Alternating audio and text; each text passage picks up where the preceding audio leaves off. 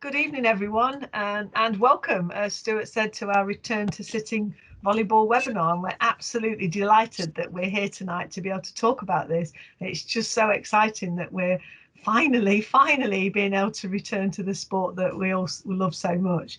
So for those who don't know me, I'm Sue Story. I'm the Chief Exec of Volleyball England, and absolutely delighted, as I say, to welcome you all here.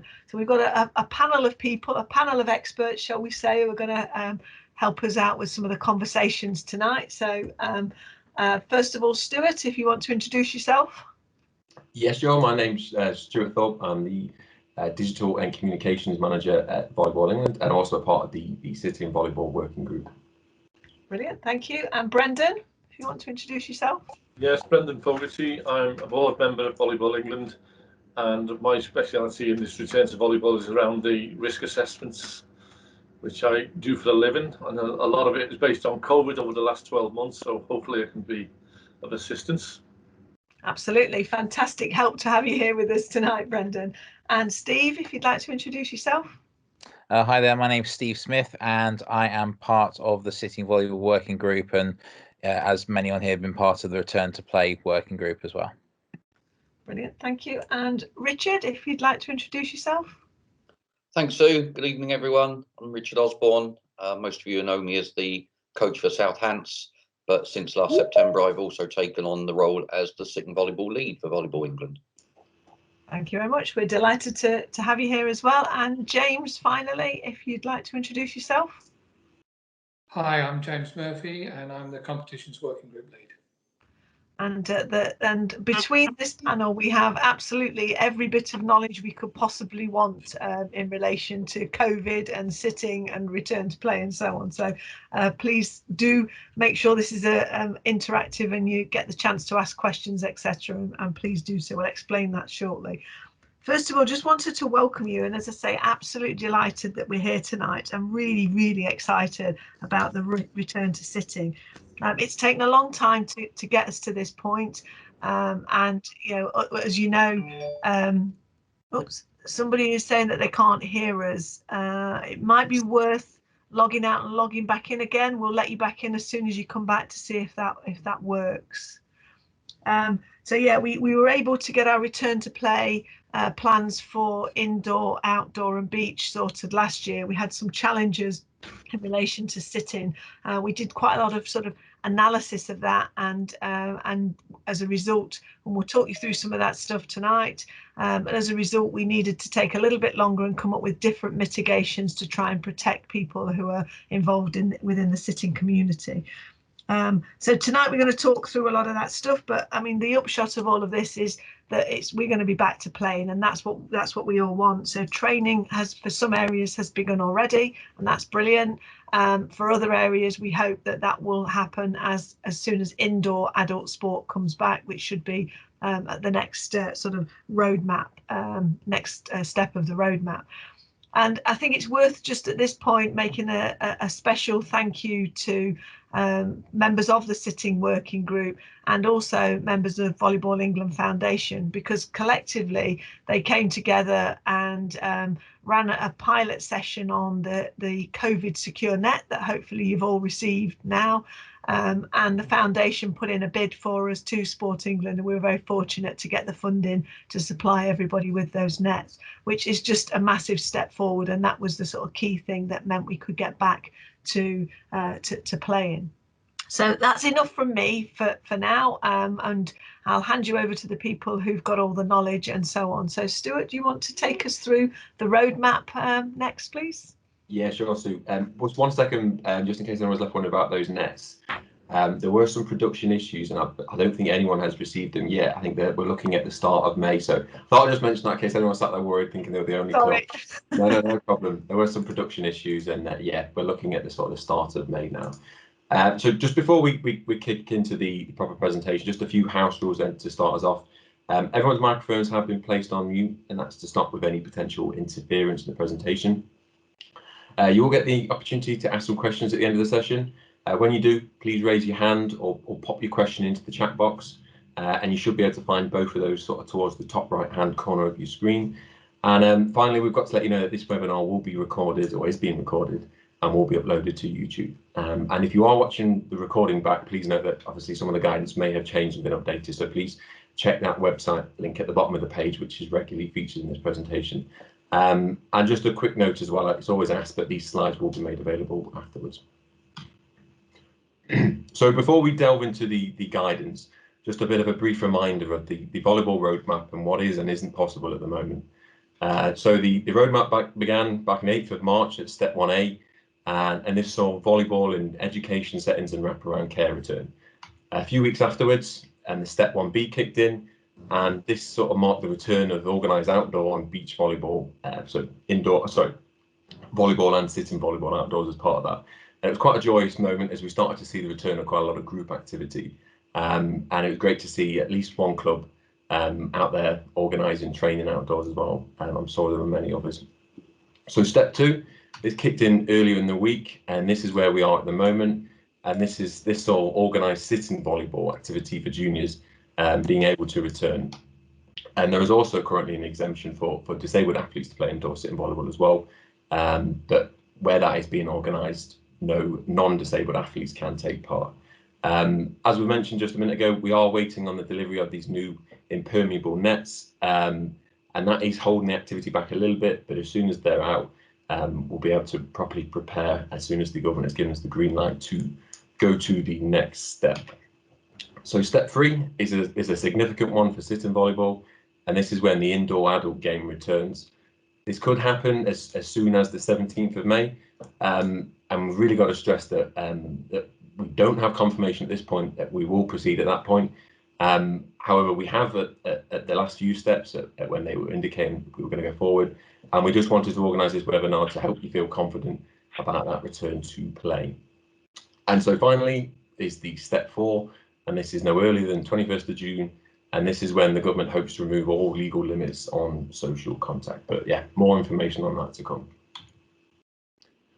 So as you're planning your return to sitting volleyball, there's guidance coming at you from different places, and so we just wanted to quickly give you an overview of the priority order in which you should be following it. So the top of the tree then is the government guidance. We don't yet have it released for Step 3, or the full guidance released for Step 3, and we won't have it till nearer the time. That's usually around 1 week before Step 3 kicks in, so that'll be the 10th of May. The venue guidance comes next, and if you haven't already, now is a really good time to start talking to your venue and making them aware of, or making you aware of their availability and what measures they'll have in place. And third in the priority list here is the guidance from us, Volleyball England. And as Sue said, after a lot of hard work, it was great to have the approval of our sport-specific safety plans earlier this year. And this plan sort of details the measures that's got to be followed before, during, and after activity to make the playing environment as safe as possible. And this is going to be the focus of this first segment of the presentation, where we're going to talk you through those plans. So it's worth noting here that we don't yet know what the indoor gathering limit will be on indoor sport as part of Step 3. So please do check back, and yeah, there might be some other changes on that as well. And then finally on the guidance tree is the club risk assessment at the bottom, and that's sort of based on the local factors and conditions for your club and where you play. So just looking at this guidance, for example, and the order of priority, if a venue had set a lower limit on the number of people per field of play than what we have indicated, then their guidance would take precedence because they're higher up on the order of priority. Okay, so as one person pointed out this week, the sitting volleyball plan or safety plan can seem a little daunting at first when you look at it. However, there is a lot of supportive material and scene setting in there, and as part of that document, and so we want to take you through those key measures that should be put in place and followed before, during, and after the activity. So first off, we have and this is before activity. First off, we have the risk assessment. So organisers must undertake this risk assessment prior to carrying out the activity, and that's to make sure that those appropriate measures are in place to keep everyone safe.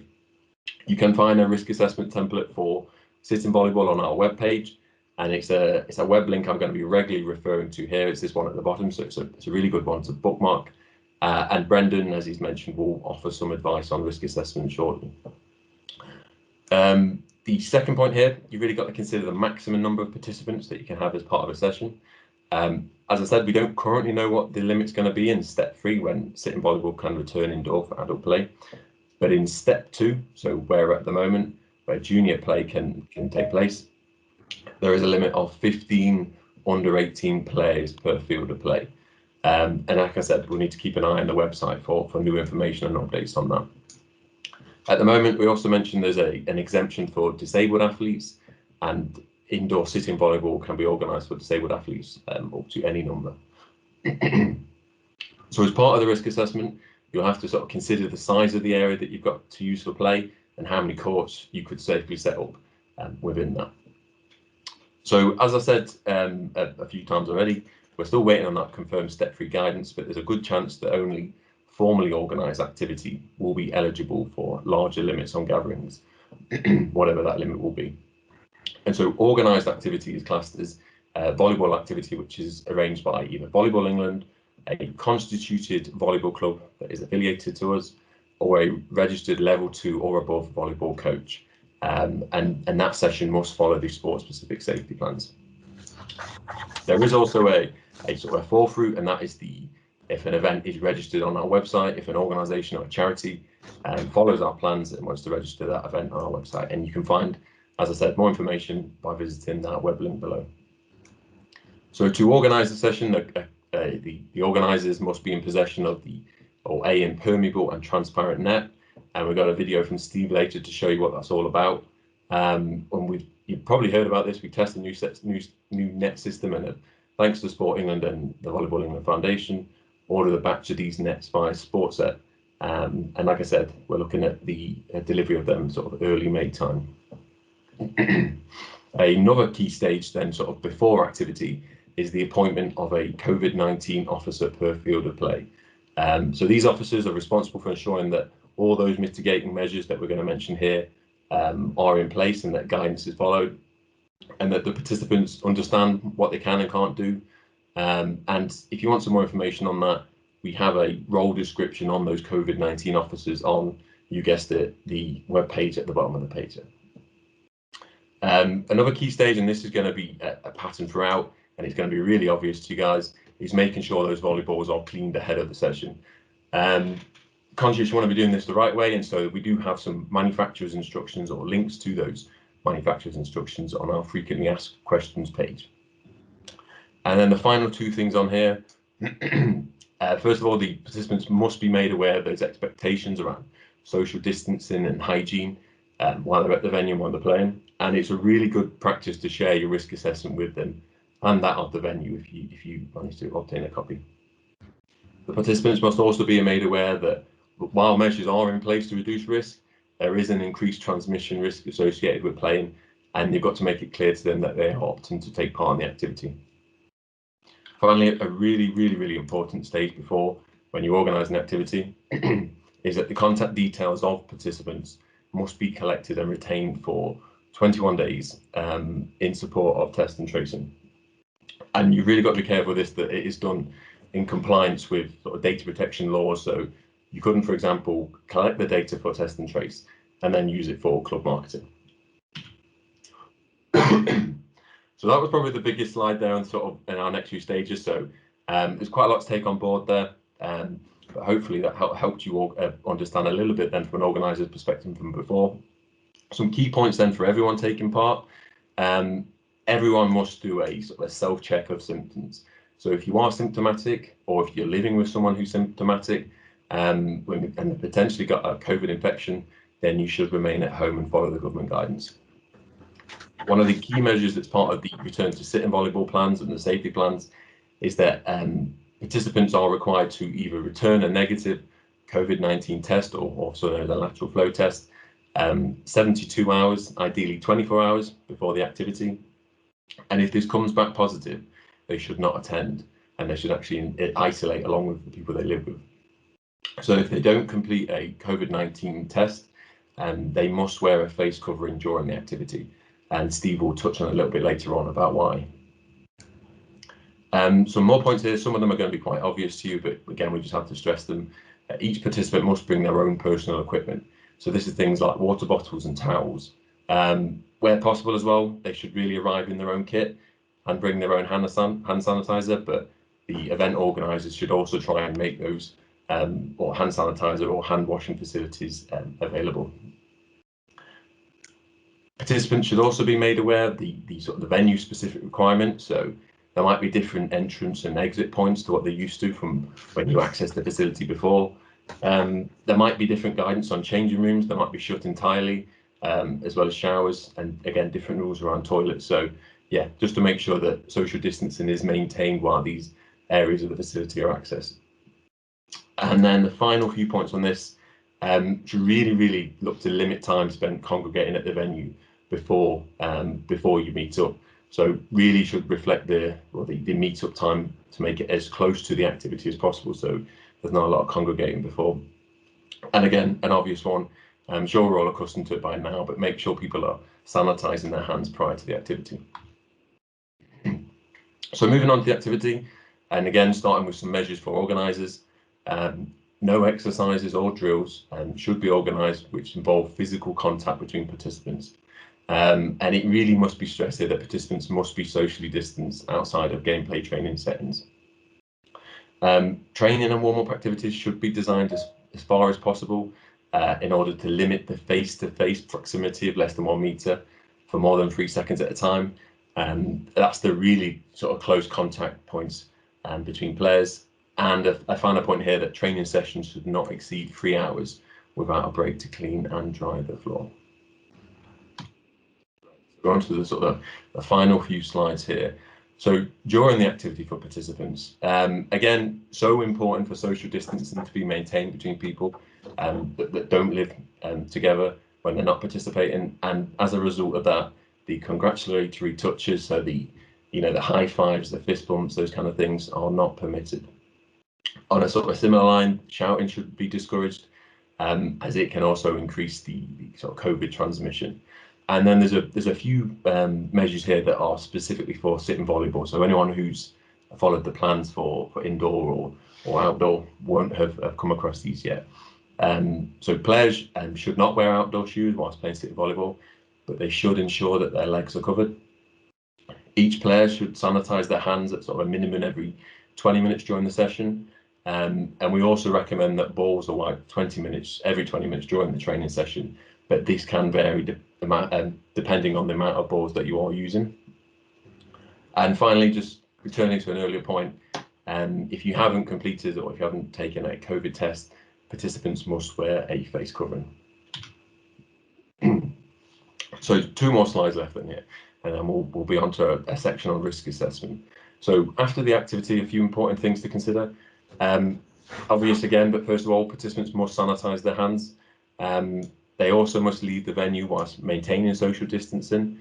So it's important to understand again that those social gathering limits, so at the moment it's the rule of 6, they kick in outside of that gameplay and training activity.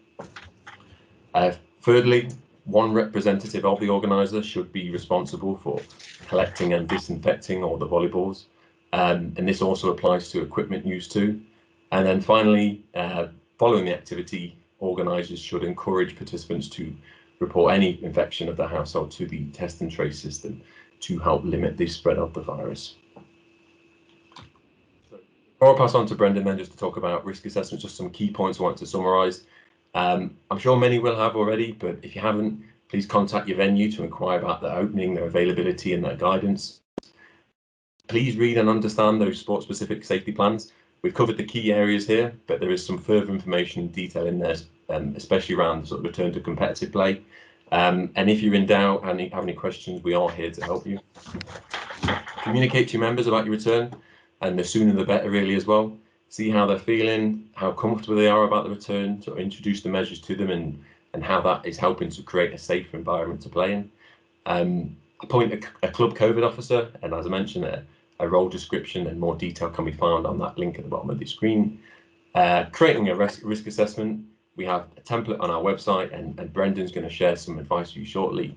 And please do keep an eye on our website, particularly on that web page that I'm mentioning all the time. It's so important. It's a great hub of information, and it's got some really key resources in there.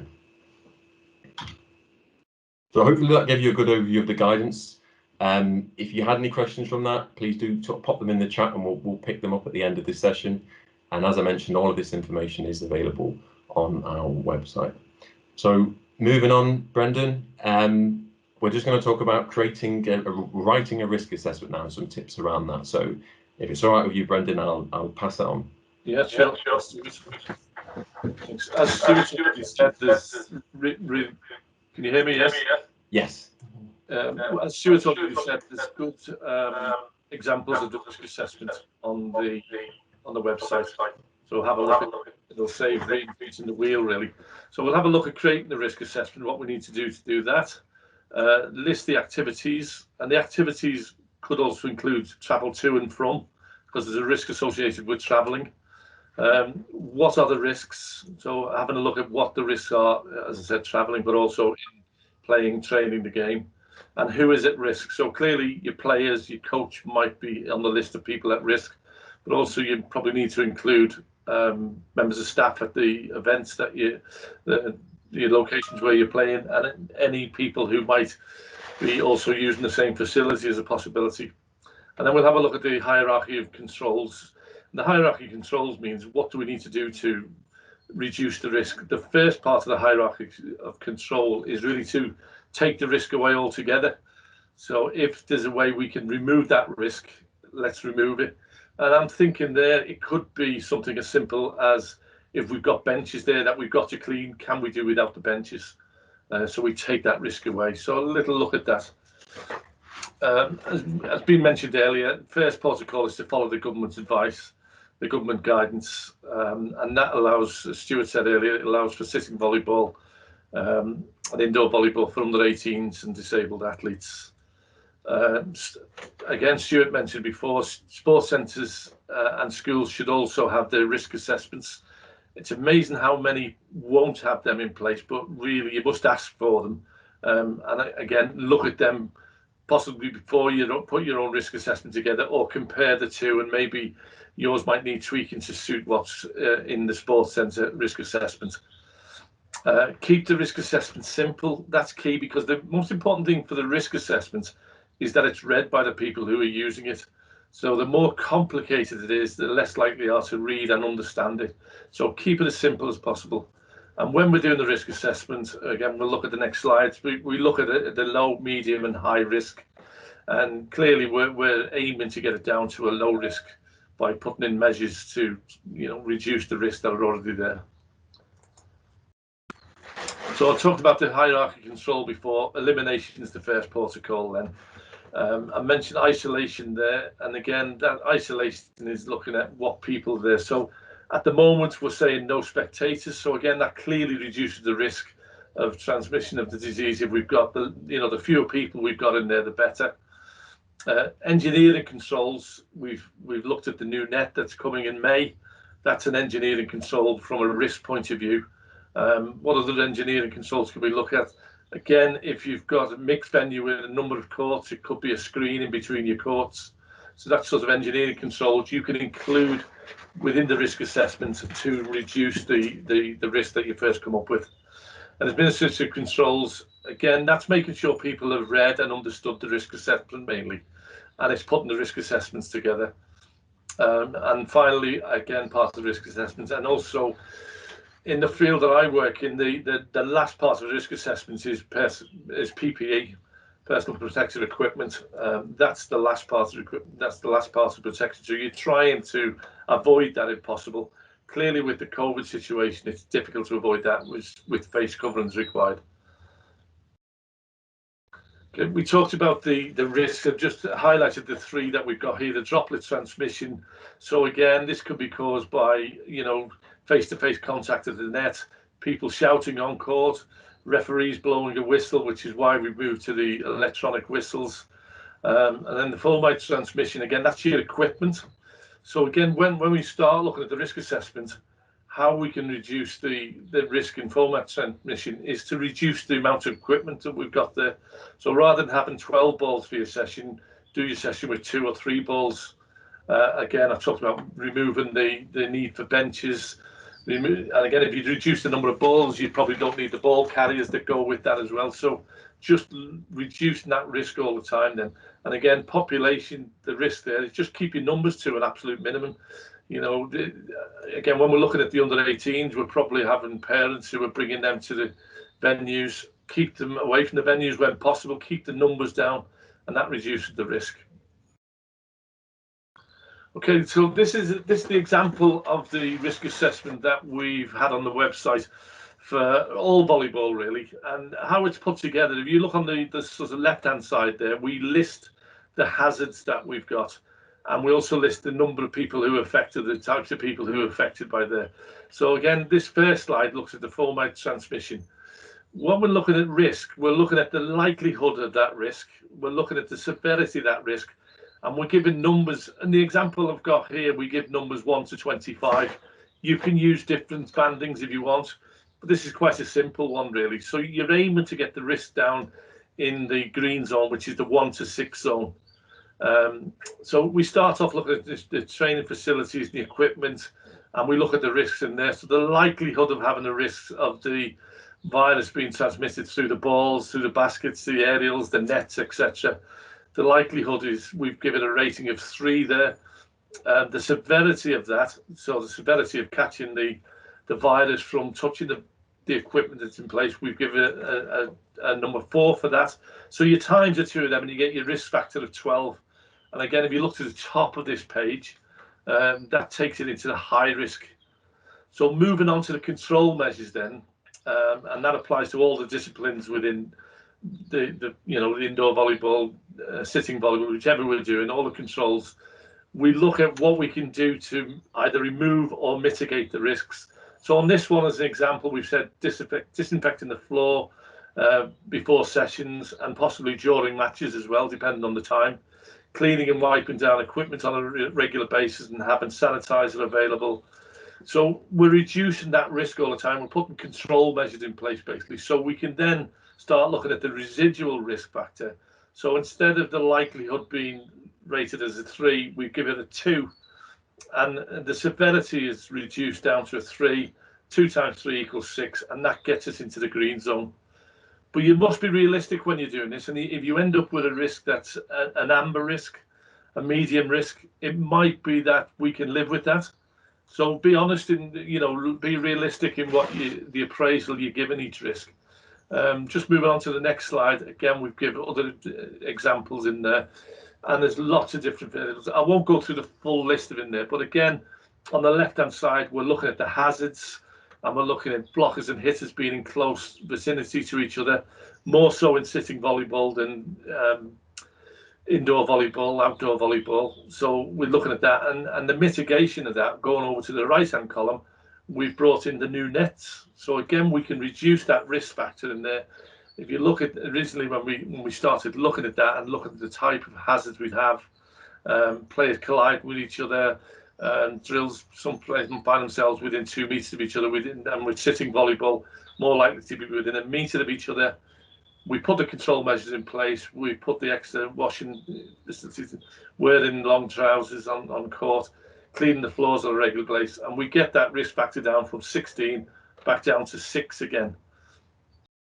And again, what I say about putting these risk assessments in place, do it as a group rather than just one person take responsibility for them. I always find that if you've got the more pair of eyes you've got, the better really, because some people will look at a risk in a different way and spot a risk that someone else does. So do it as your group, and by doing it that way as well, you're more likely to get buy-in. If they've taken part in producing the risk assessment, you're more likely to get buy-in to it as well.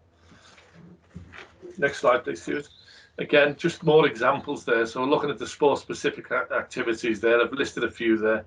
And again, it's just reducing that risk. Pretty well mirrors the previous slide, I think. But it's removing the risk that we've got in the left-hand column altogether, or if we don't remove them, mitigate them. And we mitigate them by regular hand sanitizing, cleaning the floor, wearing long trousers, etc. And we bring that risk factor down again from 16 and 12 in the 2 we've listed there, down to 6. Okay. So again, looking at them, as I said, avoid the risk where possible. So if we have got something that we can take away that's a risk there, let's remove that. Again, carry out a risk assessment to evaluate the risks that cannot be avoided. So make sure you do that list and you put them all in there, and include everything in it as well that that's involved, including the travel to and from. I mentioned before about involving other participants, coaches, etc., and also maybe involve the staff of the venue as well. When you're putting your risk assessment together, have a conversation with them, because you're more likely to get their buy-in to your risk assessments as well. And I think we'll probably find that we're educating a lot of the sports centres and schools in putting the risk assessments together, but do involve them as well, because again, if they see that we're taking this serious and putting these plans in place, they're more likely to be on our side and work with us. So reduce the risk at source whenever possible. So again, that's things like keeping your numbers down, reducing the number of balls that we're using.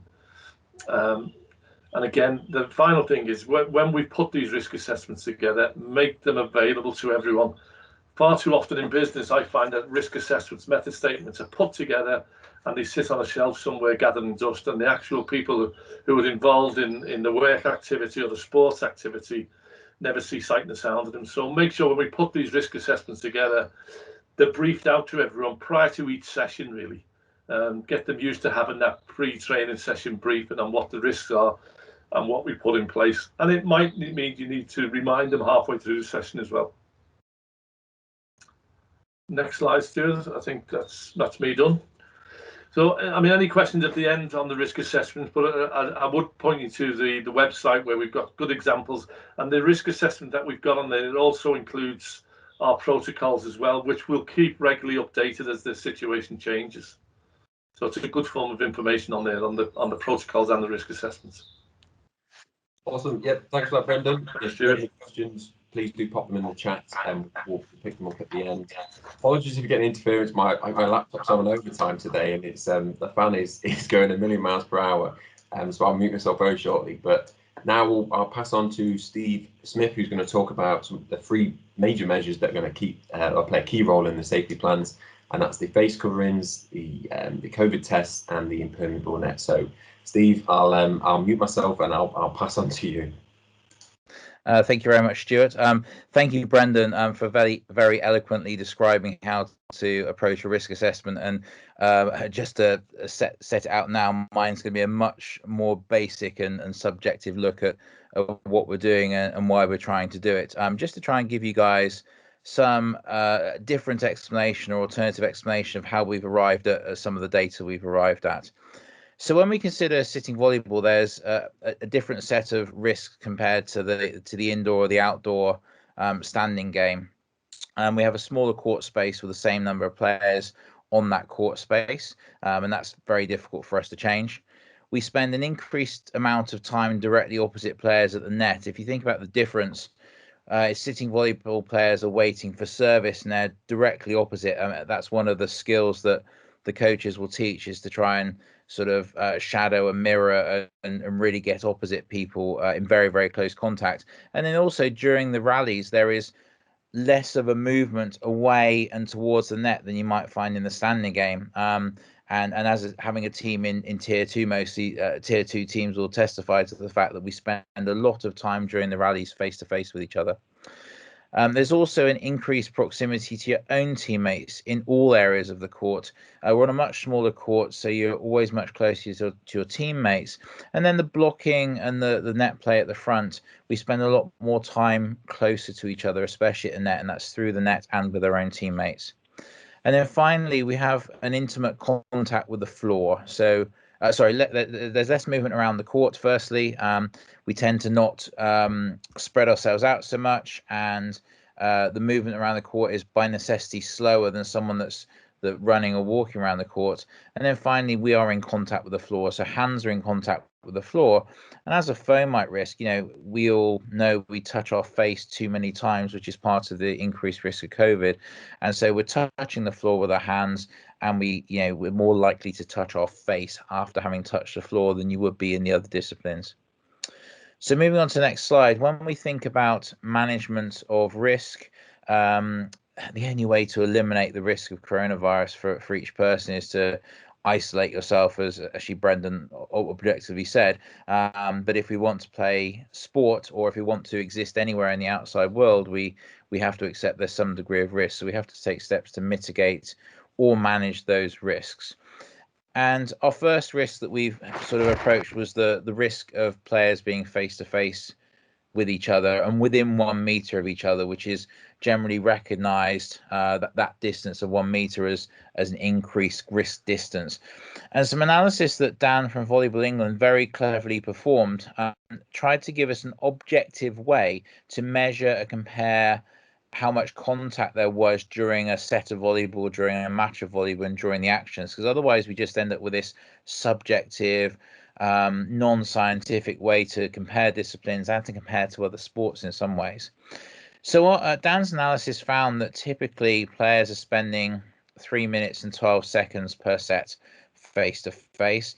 And so if you translate this to a 5-set match, that will approximate around 15 minutes of face-to-face time within 1 meter during a match. But also, if you translate that to a training session, whilst drills and things may be different, a friendly training session where you play matches the whole time, you're likely to play 5, 6 sets or so. So your face-to-face contact time is significant. If we compare this to outdoor, indoor, this is much less. And there's it's an average of 1 minute per set and around 5 minutes per match. So when you compare those two bits of data, you can see this objective measure does make volleyball 3 times more risky than the indoor or outdoor standing game due to our close proximity and level of contact. So next slide. The second risk that we have to think about are the nature of those interactions. So I think we've all learned over the past year that actions that are fleeting, actions that are less than 3 seconds in duration, offer a significantly reduced risk of transmitting coronavirus in adequate volume and in adequate quantity to result in a clinical infection. So we spent some time looking at the duration of interactions, and in many cases with sitting volleyball, those actions are non-fleeting and last longer than this 3-second threshold. And Dan's analysis found that the average duration of contact was 5 seconds per incident. And then when you look at the number of contacts per set, there were 38 close contacts, with 76% of those being greater than 3 seconds, i.e. a non-fleeting contact. And actually half of those, half of that 76% were actually were around 8 seconds. So what you're seeing here is sitting volleyball results in these long periods of contact at one time, increasing the risk of transferring an adequate amount of coronavirus between individuals. And if again you compare that to the other disciplines, only 75% of all contacts are actually 2 seconds or less, and the average contact time is only 2.4 seconds per incident, whereas in sitting it's 5 seconds per incident. So you can see we've got a large difference in risk here, and more importantly, a large difference at risk at the business end of where coronavirus risk occurs, which is the amount of virus transmitted in a period of time between individual persons. Next slide, please. So you saw that you may have seen this video before, and it may be a bit jittery to start, but I think these videos normally settle down. So one of the ways we try to mitigate and look at an opportunity to reduce this contact time, this transmission of potential transmission of virus between players, was to devise these impervious nets. And you're all aware we did a test event and many of you were present. And what we found was by placing impervious nets, we reduced the incidence of close contact from 38 to less than half of that, to 16. And more important, so as a consequence of that, this also reduces the duration of contact during the set from 3 minutes 12 seconds by almost a third to 1 minute and 13 seconds. So you can see these nets provide a markedly significant mitigation to that level of contact and incidence of contact. However, what was interesting, the average duration of the contacts was only reduced from 5 seconds down to 4.2 seconds. So even though we're much less at risk, much fewer incidents of close contact, the contact that does occur is still quite a bit above that 3-second threshold. Next slide. So when we look at the mitigations, going back to the risk one, so the face-to-face contact. As I've already said, we decided to replace the standard net with an impermeable net to create this transparent barrier. And that's an example of one of the nets there with no mesh in. And in the video you saw other nets. I think the ones we're getting actually have the mesh in. Is that right? I don't know if anyone can nod to confirm we're getting mesh in the nets. But they're a lot more familiar. And at the test event, we found that they really had no impact on play, and actually some players really like this completely see-through net as improving visibility. So apart from maybe a slight change in how the ball hits the net and reacts, there really wasn't much to be said about the difference. And then if we look at risk 2, the duration of contact, whilst there were half the number of contacts and almost 1/3 of the contact time, because the contact still exceeded the 3-second threshold, we needed to implement an additional mitigation measure. So initially that was requiring that players wore face coverings during the match, and the players that took part in a test event, chose to wear face coverings at certain points and didn't object to that and didn't feel it negatively impacted on their performance. And also with the recent introduction of lateral flow tests being accessible to every member of the public, we thought that another mitigation would be to demonstrate a negative lateral flow test result within 24 hours of a session. It is worth mentioning in relation to these mitigations that if you're playing volleyball outdoors, then outdoors is that second mitigation. So there isn't a requirement to wear a face mask or do a lateral flow test if you are playing outdoor sitting volleyball. But obviously those things may still be done if you feel your risk assessment would benefit, or the safety of the players would benefit from carrying out those processes. But you do still require the impervious net if you're going to play outdoors, and hopefully you can sort of change the way the net you receive is set up outdoors, or you can make a way to cover the net yourself, like my team has done. So that really is everything. The next slide just has a video that can just run for a little bit, just showing some players playing. Unfortunately, I can't account for the skills on court about how the net performs, but certainly the net performs perfectly fine, and the players got on really well. And this is the kind of net you should hopefully be expecting to receive over the coming months. And hopefully I've clearly explained the reasons why we've put these measures in place for you. Awesome. Thanks for that, Steve. Fantastic job. And lovely videos. Well, hopefully they played nicely. If not, I saw them perfectly this end. Richard, I think you're next up then. So we're going to look at the Sitting Volleyball Working Group and sort of the projects and progress that you've been able to make them in the last 6 months. So I'll mute myself and then I'll be on to you then, Richard.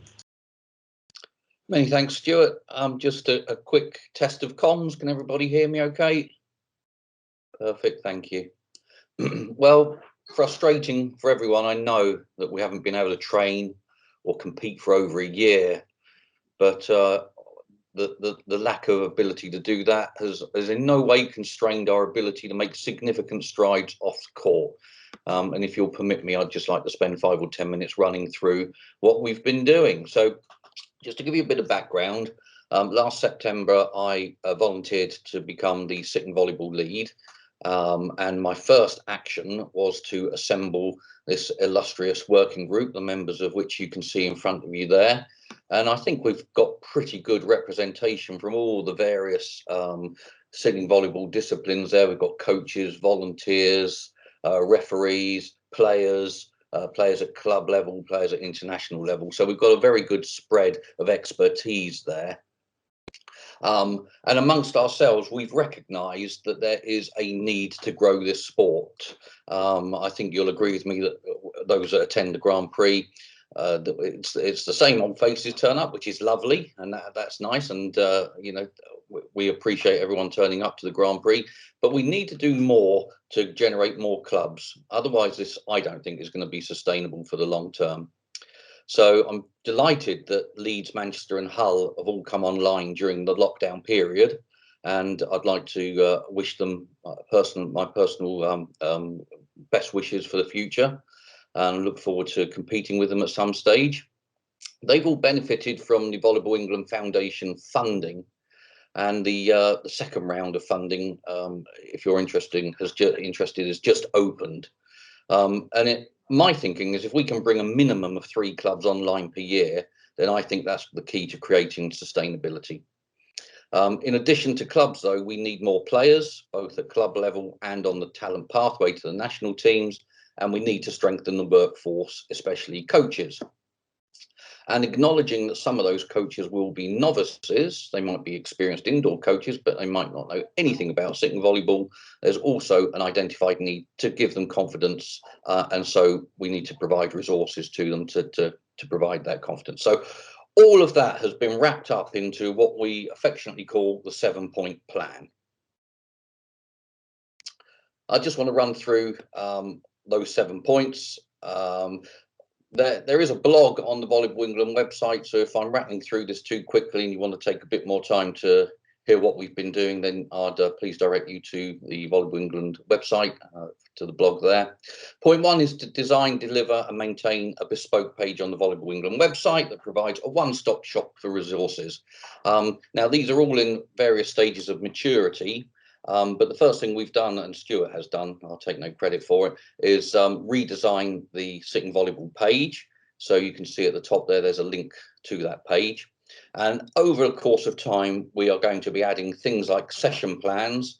They're going to be introductory session plans, nothing complicated, really aimed at those coaches that want to deliver in schools or colleges, and anyone that wants to deliver a taster session. It might be a disability club, something like that. We're also going to, hopefully, this is highly aspirational, introduce a masterclass video. And our thinking at the moment is perhaps to get some players along to a GB training session and some new coaches as well. And we'll film it and show them sort of an introduction to the fundamentals of the game. A disability Mythbuster. This is, in my head, is a sort of a face head-to-head thing where people talk about their disability and what they expect from the coaches and other players, and we're really just trying to debunk some of the myths around disability. I don't think Dave Williamson is on this call tonight, but I hope he'll forgive me for just giving you a little anecdote. I remember once I'd invited a load of football players to come and train with us at South Hants. And when they walked through the sports hall door, their eyes were wide open, their mouths were agog at all of these prosthetics lined up around the sports hall. And one of them happened to just trip over a pair of prosthetics that were propped up against the wall with a pair of jeans over them and the shoes and all that. And he knocked them over. And he went, "Oh, blimey, I'm so sorry. I'm really, really sorry." And Dave, in his typical sense of humour, said, it's fine. I didn't feel a thing. And that really broke the ice. And I think that there's that we do need to be sensitive to people's different needs. But certainly in my experience, I have never had any problems interacting with disabled people. They understand that I'm asking them personal questions to try and help them and to understand their disability, and so that we can work around it. And I hope that the Disability Mythbuster will go some way to helping coaches give them confidence as well. A drills library, that is going to be, as it says, a library filled with drills that coaches can dip into and use to their heart's content. There's going to be links to funding opportunities, to template flyers, to advertise sessions, and already up and running, if you weren't aware of it, is a bespoke Facebook page. If you look for Sitting Volleyball in the UK, you'll see some other stuff there. That's principally to get coaches and players talking to each other. So the sharing of best practice, anyone's got a problem that they need to overcome, they can use that Facebook page to represent their problem, and hopefully others will step up and help them with solutions. Also working on a outreach program, and Janet Inman is leading this with support from Kiki James. Kiki is a master's student at the University of East London, who's helping us as part of a work placement program.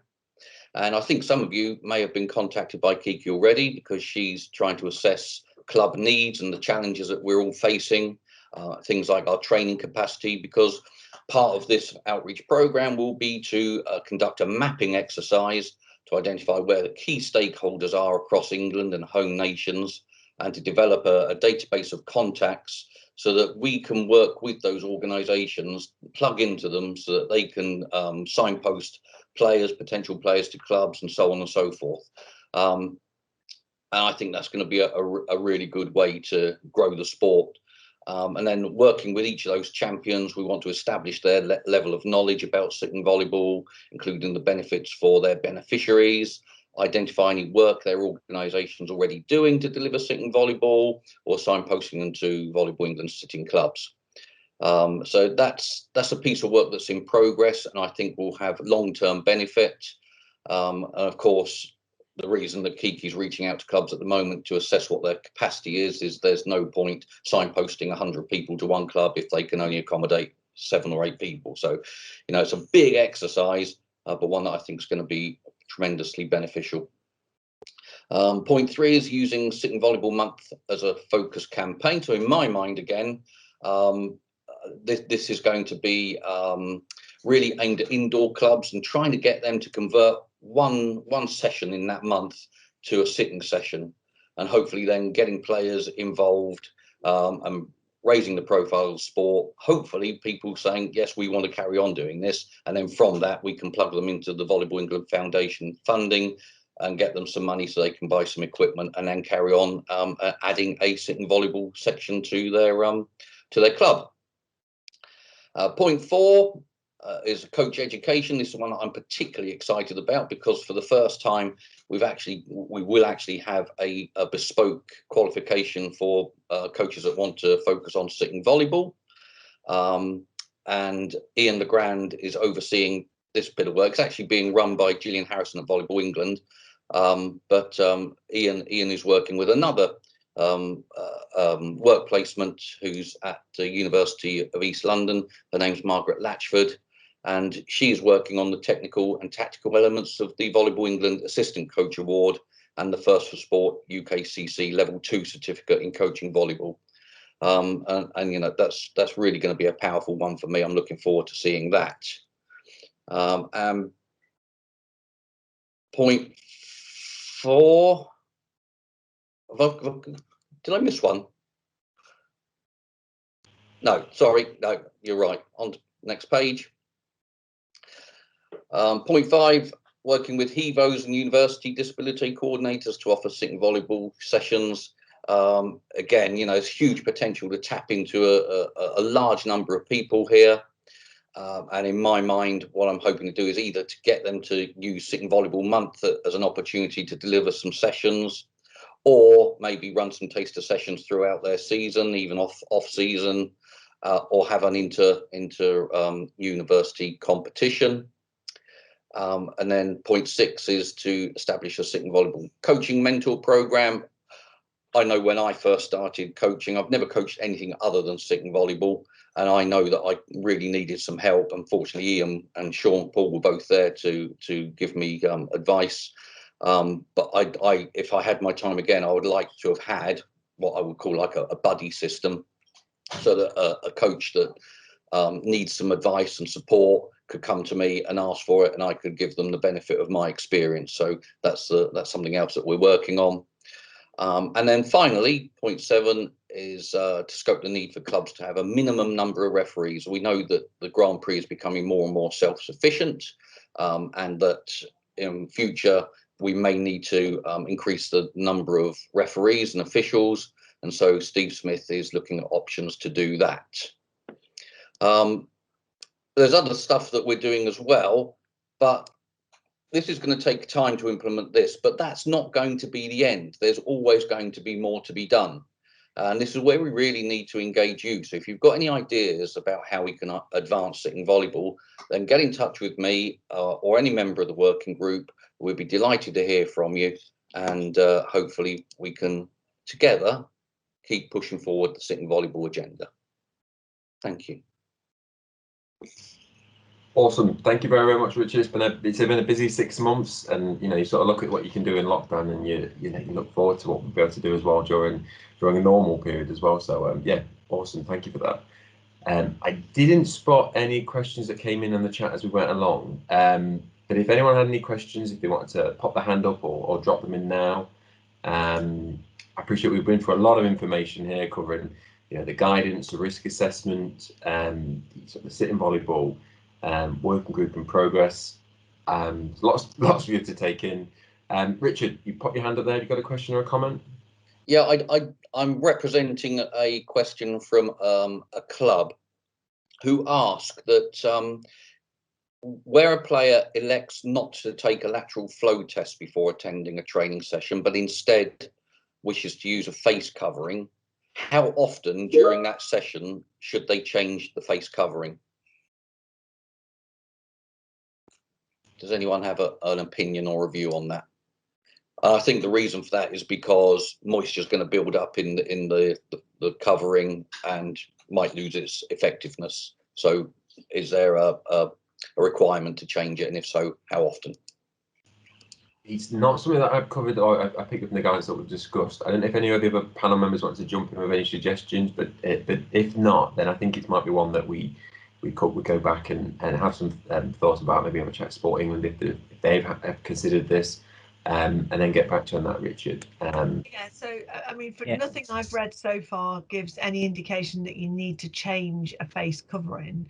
But certainly we can check out if there's any medical, clinical reason for that to happen. But certainly in the stuff we've read so far, there's no indication that needs to be done. I guess there's a personal preference in that if you want to change it. I think that's right in that it's really difficult to objectively assess the data because face masks do lose their efficacy as they become wet. But it's important to remember that the efficacy is not just based on whether the virus can pass through, because actually the virus itself can pass through most face coverings, but it's actually the act of the face covering catching the droplet that helps prevent risk of transmission rather than stopping the virus in itself, which needs the droplets to move. So I think it's very subjective, and as I think pointed out, Volleyball England Foundation kindly supplied the clubs with these kits that contain lots of masks, and I guess I would encourage people to change their masks if they become soiled, if they become actually damp, and that would be as often as required. But I think maybe in the return to play we need to discuss that to maybe create some guidance. Yeah, that makes sense. We can definitely action that. Thanks, Steve. And a great point as well in the comment. If you haven't already, and you love Sitting Volleyball, and you're based in the UK or even abroad as well, please do jump onto the chat and click the link to join our Facebook group. You're great for asking questions, picking up on bits of news and updates that are going on. And I know many of you are already members, but if not, please do join. So I think that's about it then. There's no hands have gone up, no more questions in the comment. So yeah, I think that brings us to a close. Can I just say a couple of things, Stuart? Is that okay? Yeah, so thank you everyone for tuning in this evening and listening. I hope you found it useful. I know there was some issues with a couple of people who weren't able to hear, but hopefully they will be able to view all of this on the YouTube video afterwards and hear that if you couldn't hear this evening. So thank you to everyone for joining in. Just a massive thank you to Richard and to the rest of the members of the Sitting Working Group. A huge amount of progress has been made in the last 6 months, and I really cannot thank you enough for all the work that you're doing. It's we can really already see a difference, and just imagine what that's going to be like when we're actually playing again. So brilliant. And thanks to Stuart and to the rest of the panel for sharing their wealth of wisdom this evening and giving us all of those that important information and pulling it all together. And the only other thing I can say is enjoy your time back on court, guys, and I can't wait to get out to come and see some sitting volleyball taking place. So thank you very much, everyone, and have an enjoyable evening.